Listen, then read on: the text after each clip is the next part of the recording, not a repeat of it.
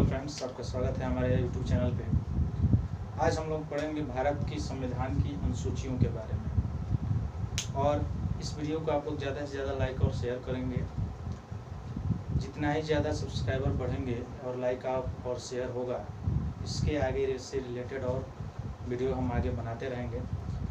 आशा और विश्वास है कि जो मैं अनुसूची आज बताऊँगा आप लोगों को पूरे कंठस्थ रूप से याद हो जाएगा। और इससे रिलेटेड अगर आपको कोई क्वेश्चन है तो कमेंट बॉक्स में अवश्य बताएं। इसके अलावा वीडियो के नीचे डिस्क्रिप्शन में लिंक दिया जाएगा टेलीग्राम चैनल का। अगर आप लोग उस पर जुड़ेंगे तो इससे रिलेटेड क्वेश्चन आप कर सकते हैं। वहाँ पर भी क्विज चलता है जो कि बिल्कुल मुफ्त होता है। वहाँ पर भी आप क्विज में भाग ले सकते हैं और संविधान से रिलेटेड अगर कोई क्वेश्चन हो तो वहाँ पे आप पूछ सकते हैं, उसका रिप्लाई आपको तुरंत दे दिया जाएगा। तो आइए बिना समय गवाए हम चलते हैं अपने टॉपिक भारत की संविधान की अनुसूचियों पर। हम जानते हैं कि हमारा भारतीय संविधान जो है 26 जनवरी 1950 को लागू हुआ। हालांकि अंगीकृत 26 नवंबर 1949 को ही कर लिया गया था। 26 नवंबर 1949 को नागरिकता लागू था। नागरिकता जो भाग 2 में है, भाग 2 में 5 से लेकर अनुच्छेद 5 से अनुच्छेद 11 तक नागरिकता लागू था। हालांकि हम लोग अनुसूची पढ़ रहे हैं, देखते हैं। चलिए, अनुसूची पहला में क्या था? अनुसूची पहला में था संघ और उसका राज्य क्षेत्र। देखिए, इससे पहले मैं बता दूं कि जिस समय संविधान बना था उस समय संविधान में मात्र 8 अनुसूचियाँ थी। वर्तमान में संविधान में 12 अनुसूचियाँ हैं, यानी 4 अनुसूचियों को बढ़ाया गया है। और कैसे कैसे कब अनुसूची कब बढ़ा, किस संविधान संशोधन के तहत बढ़ा, उसकी हम विस्तृत चर्चा करेंगे। हालांकि हम लोग चल रहे हैं अनुसूची पहला में क्या है कि संघ और उसका राज्य क्षेत्र, मतलब भारत के संघ और उसके राज्य क्षेत्रों के बारे में वर्णन है। इसका मतलब ये हुआ कि भारत के 28 राज्य और 8 केंद्र शासित प्रदेश। अब आप पूछेंगे कि 28 कैसे? 29 था। तेलंगाना 29वां राज्य बना 2014 में, 2 जून 2014 को। देखिए, जम्मू कश्मीर इस समय 2 भागों में उसको बांट दिया गया, 2 केंद्र शासित प्रदेशों में, लद्दाख और जम्मू कश्मीर में। इसलिए 29 से 1 घट गया, 28 राज्य हो गया। 7 केंद्र शासित प्रदेश था तो 2 बढ़ा है, 9 होना चाहिए, लेकिन 8 है। क्यों? क्योंकि दमन और दीव के मिलाकर केवल दमन को राजधानी बना दिया गया है, एक ही केंद्र शासित प्रदेश बना दिया गया है। इसलिए 8 केंद्र शासित प्रदेश और 28 राज्य हैं, जिसमें से केवल अगर हाई कोर्ट की चर्चा हम यहाँ पे कर ले थोड़ा सा, तो केवल 2 ही केंद्र शासित प्रदेशों में हाई कोर्ट है। केवल 2 ही केंद्र शासित प्रदेशों में हाई कोर्ट है, अन्य किसी भी केंद्र शासित प्रदेश में हाई कोर्ट नहीं है। एक दिल्ली है और एक आप कमेंट बॉक्स में बताएंगे कहाँ है। ठीक है, आगे चलते हैं। तो अनुसूची 1 में संघ और उसका राज्य क्षेत्र, मतलब भारत का संघ और उसके राज्य क्षेत्रों के बारे में वर्णन मिलता है। अब संघ और राज्य क्षेत्र में भाग 1 आप पढ़ेंगे, जब अनुच्छेद में पढ़ाऊंगा तो उसमें बताऊंगा कि भाग 1 में अनुच्छेद 1 से लेकर 4 तक संघ और भारत के राज्य क्षेत्रों के बारे में वर्णन है। उसको हम लोग वहाँ पे पढ़ेंगे भाग में। लेकिन यहाँ पे अनुसूची 1 में क्या है? संघ और उसका राज्य क्षेत्र, यानी भारत का संघ और 28 राज्य हैं और 8 केंद्र शासित प्रदेश हैं। वर्तमान की बात की जा रही है। इसमें जिस समय संविधान लागू हुआ था उस समय 14 और 6 याद रखेंगे, 14 राज्य थे और 6 केंद्र शासित प्रदेश थे। भाषाई आधार पर जुड़ने वाला पहला राज्य आंध्र प्रदेश था। भाषाई आधार पर जुड़ने वाला पहला राज्य आंध्र प्रदेश, जो 1953 में इसका जो है 1956 में 7वें संविधान संशोधन 1956 के तहत भाषाई आधार पर पहला राज्य बना था आंध्र प्रदेश। लेकिन 1953 में उसका पुनर्गठन किया गया था जवाहरलाल नेहरू के द्वारा। और जब इसके आयोग का 7वें संविधान संशोधन 1956 के तहत देखा गया कि भाषाई आधार पर अलग किया गया आंध्र प्रदेश को, इसका विस्तृत चर्चा हम लोग आगे संविधान संशोधन में करेंगे। तो पहला राज्य बना भाषाई आधार पर आपका आंध्र प्रदेश। दूसरा राज्य बना भाषाई आधार पर बम्बई उस समय था, बम्बई से कट कर बना गुजरात, बम्बई से कट कर बना क्या गुजरात। ठीक, तो इस समय टोटल राज्यों की संख्या 28 और केंद्र शासित प्रदेशों की संख्या 8 हो गई है। चलते हैं दूसरा, अनुसूची दूसरा। अनुसूची दूसरा क्या है? तो अनुसूची दूसरा दो, अनुसूची दो मतलब दो क्या, दो वेतन पैसा, यानी अनुसूची 2 में वेतन और भत्ता के बारे में चर्चा किया गया है। अनुसूची 2 में दो मतलब दो मान क्या, पैसा वेतन, यानी अनुसूची 2 में वेतन और भत्ते के बारे में विस्तृत चर्चा किया गया। वो भी किसके वेतन और भत्ते के बारे में? तो भारत के राष्ट्रपति के, लोकसभा के अध्यक्ष के, लोकसभा के उपाध्यक्ष के, राज्यपाल के, भारत के राज्यसभा के सभापति जिनको राष्ट्रपति कहा जाता है, उपराष्ट्रपति कहा जाता है, और भारत के राज्यसभा के उपसभापति को, विधानसभा के अध्यक्ष को, विधान परिषद के सभापति को, इन सभी के वेतन और भत्ते के बारे में। और किसके वेतन और भत्ते के बारे में? CAG, controller and auditor general, controller and auditor general CAG के भी वेतन और भत्ते के बारे में चर्चा है। किस अनुसूची में? आसानी से याद रखेंगे, किस अनुसूची में? अनुसूची 2 में। अनुसूची 2 में वेतन और भत्ते के बारे में चर्चा है। किसके? फिर से एक बार सुनेंगे। राष्ट्रपति, लोकसभा अध्यक्ष, राज्यसभा के सभापति, लोकसभा उपाध्यक्ष, राज्यसभा के उपसभापति, जिनको राज्यसभा का सभापति कहा जाता है उपराष्ट्रपति होते हैं, और राज्यों के राज्यपाल, हाई कोर्ट, उच्च न्यायालय और उच्चतम न्यायालय के न्यायाधीशों का, और किनका? तो विधानसभा के अध्यक्ष और विधान परिषद के अध्यक्ष सभापति का, और किनका? तो CAG controller and auditor general, controller and auditor general के भी वेतन एवं भत्ते के बारे में चर्चा है। किसमें? अनुसूची 2 में। कंट्रोलर एंड ऑडिटर जनरल मतलब महालेखा नियंत्रक परीक्षक होता है हिंदी में, कंट्रोलर एंड ऑडिटर जनरल। इसकी विस्तृत चर्चा हम लोग आगे पढ़ेंगे, केवल हम लोग अनुसूची पढ़ रहे हैं शॉर्ट में याद करने के लिए। देखिए बस अनुसूची 3, चलते हैं अनुसूची 3 पे। ऐसा करते हैं अनुसूची 2 तक आप लोगों को स्पष्ट हो गया होगा। अनुसूची 3 क्या है? तो विभिन्न पदाधिकारियों द्वारा पद ग्रहण करने के समय ली जाने वाली शपथ। 3 में क्या है? अनुसूची 3 में तो जब कोई पदाधिकारी मतलब कौन कौन पदाधिकारी? मंत्री, हाई कोर्ट के मुख्य न्यायाधीश, अन्य न्यायाधीश, सुप्रीम कोर्ट के मुख्य न्यायाधीश, अन्य न्यायाधीश, प्रधानमंत्री, मंत्री परिषद, मंत्री मंडल के सभी मंत्री, लोकसभा के अध्यक्ष, लोकसभा के सदस्य, राष्ट्रपति, उपराष्ट्रपति जो भी हैं, इनके द्वारा ली जाने वाली शपथ के बारे में किसमें है? अनुसूची 3 में है। अब देखिए यहाँ पर थोड़ी सी मैं चर्चा कर दूँ सुप्रीम कोर्ट और हाई कोर्ट की। सुप्रीम कोर्ट की स्थापना 28 जनवरी 1950 के द्वारा किया गया। 28 जनवरी 1950 में किया गया। क्वेश्चन पूछा था रेलवे में, 28 जनवरी 1950 को इसका उद्घाटन किया गया था सुप्रीम कोर्ट का। और इसमें वर्तमान समय में एक मुख्य न्यायाधीश और 33 अन्य न्यायाधीश हैं।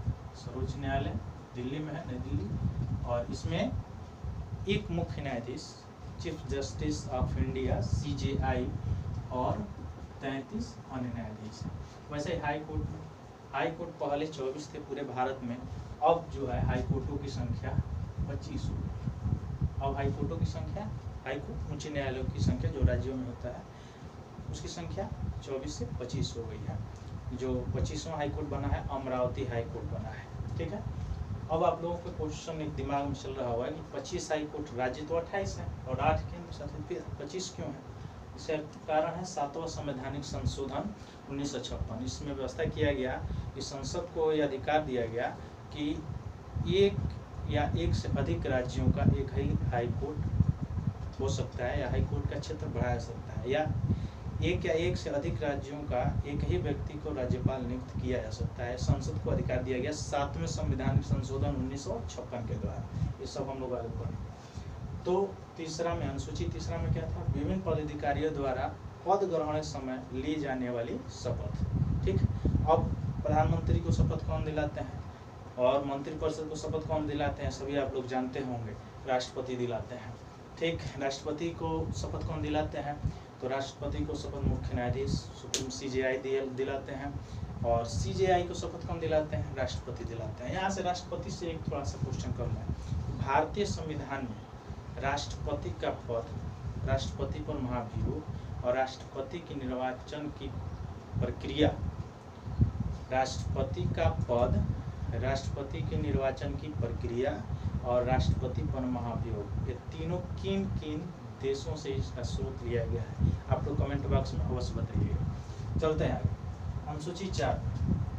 अनुसूची 4 क्या है? तो विभिन्न राज्य और संघीय क्षेत्रों में राज्यसभा में प्रतिनिधि, देखिए 2 सदन है, संसद के 3 भाग होते हैं, राष्ट्रपति, लोकसभा, राज्यसभा। अनुच्छेद में हम सब पढ़ाऊंगे इसको। तो लोकसभा को निम्न सदन, प्रथम सदन या अस्थायी सदन कहा जाता है, और राज्यसभा को द्वितीय सदन, उच्च सदन और अस्थायी सदन कहा जाता है।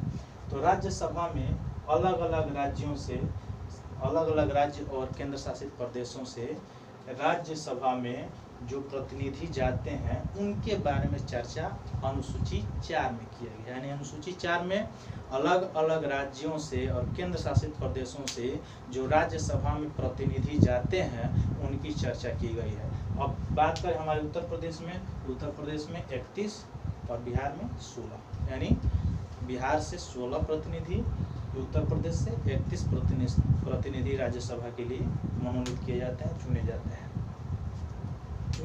मनोनीत नहीं किया जाता है।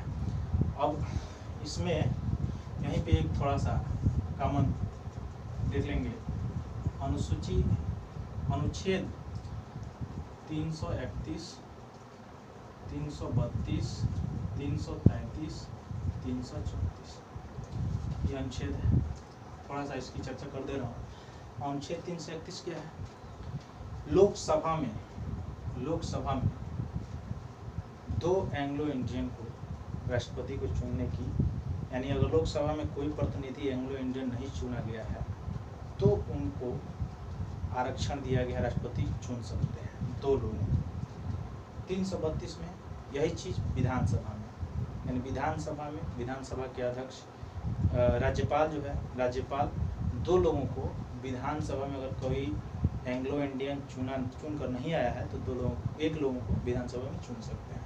वैसे ही 333 में राज्यसभा में 2 लोगों को राज्यसभा में राष्ट्रपति द्वारा चुना जा सकता है, मनोनीत किया जा सकता है। और 334 में विधान परिषद में 1 लोग को अगर कोई चुन कर नहीं आया है एंग्लो इंडियन तो उनको चुना जा सकता है। यानी SC ST और एंग्लो इंडियन के बारे में है, इसको हम लोग पढ़ेंगे बाद में, जब अनुच्छेद पढ़ेंगे तो हम लोग विस्तृत रूप से इसको पढ़ेंगे, SC ST और एंग्लो इंडियन के बारे में। 2020 से कुछ प्रावधान इसमें खत्म किए गए हैं। पूरा अनुच्छेद जब मैं पढ़ाऊंगा आप लोगों को पूरा स्पष्ट हो जाएगा। अर्थात तो चौथा अनुसूची आप लोगों को स्पष्ट हो गया होगा कि भारत के अलग अलग केंद्र शासित प्रदेश और अलग अलग राज्यों से राज्यसभा के लिए जो प्रतिनिधि आते हैं उनकी चर्चा की गई है। इसमें अनुसूची 4 में। अब देखते हैं अनुसूची 5। अनुसूची 5 में क्या है? SC ST अनुसूचित जाति और अनुसूचित जनजाति के प्रशासन के नियंत्रण के बारे में। अनुसूचित जाति एवं अनुसूचित जनजाति के प्रशासन एवं नियंत्रण के बारे में किसमें है? 5 में। अनुसूची 5 में अनुसूचित जाति, अनुसूचित जनजाति के प्रशासन और नियंत्रण के बारे में है। मतलब अनुसूची 5 में SC ST के प्रशासन और नियंत्रण के बारे में है। ठीक, आगे चलते हैं। अनुसूची 6। अनुसूची 6 देखिए, इसमें एक चीज़ मैं लिखा हूँ, अत्रिमेमी राज्यों के जनजाति क्षेत्रों के प्रशासन के बारे में। अत्रिमेमी, अत्रि से अ मतलब असम, त्रि माने त्रिपुरा, मे माने मेघालय, मी माने मिजोरम। 4 राज्य, असम, त्रिपुरा, मेघालय और मिजोरम, इन राज्यों के जनजाति क्षेत्रों के प्रशासन के बारे में अनुसूची 6 में। 60 में याद रखेंगे, अत्रिमेमी, 6 अत्रिमेमी माने असम, त्रिपुरा, मिजोरम और मेघालय, इन राज्यों के जनजातियों के प्रशासन के बारे में किसमें है? अनुसूची 6 में है। चलते हैं आगे। अनुसूची 7 अनुसूची 7 में अलग अलग विषय हैं। केंद्र और राज्यों के बीच शक्तियों का बंटवारा, केंद्र और राज्यों के बीच शक्तियों का बंटवारा। अनुसूची 7 में केंद्र और राज्यों के बीच शक्तियों का बंटवारा, और इसमें इसको 3 भागों में बांटा गया है। अनुसूची 7 को संघ सूची, राज्य सूची, समवर्ती सूची। संघ सूची में केवल केंद्र सरकार कानून बना सकती है, उसको बना सकती है। राज्य सूची में राज्य सरकार, और समवर्ती सूची में दोनों, यानी केंद्र और राज्य दोनों काम कर सकती हैं। संघ सूची में केवल केंद्र सरकार, राज्य सूची में केवल राज्य सरकार, और समवर्ती सूची में दोनों, यानी केंद्र और राज्य दोनों। देखिए, संघ सूची में पहले 97 सब्जेक्ट थे, यानी 97 विषय थे। वर्तमान समय में 100 विषय। ये पूछा जाता है, कई एग्जाम पूछा गया है कि संघ सूची में कितने विषय हैं, तो वर्तमान समय में संघ सूची में 100 विषय हैं, पहले 97 विषय थे। अर्थात इस राज्य सूची के कुछ विषय को जोड़ दिया गया इसमें। राज्य सूची में पहले 66 विषय थे, अब हो गए हैं 61। पहले 66 थे, अब हो गए हैं 61। समवर्ती सूची में पहले 47 विषय थे, अब हो गए हैं 52। समवर्ती सूची में पहले 47 विषय थे, अब हो गए हैं 52। तो इनको याद रखना है कि 7वीं अनुसूची को 3 उप सूची में बांटा गया है। संघ सूची, राज्य सूची, समवर्ती सूची। संघ सूची में पहले 97, अब 100। राज्य सूची में पहले 66, अब 61। समवर्ती सूची में पहले 47, अब 52। यह याद आसानी से याद कर लेंगे आप लोग। आगे चलते हैं। आगे 8वां अनुसूची में लोग देखेंगे।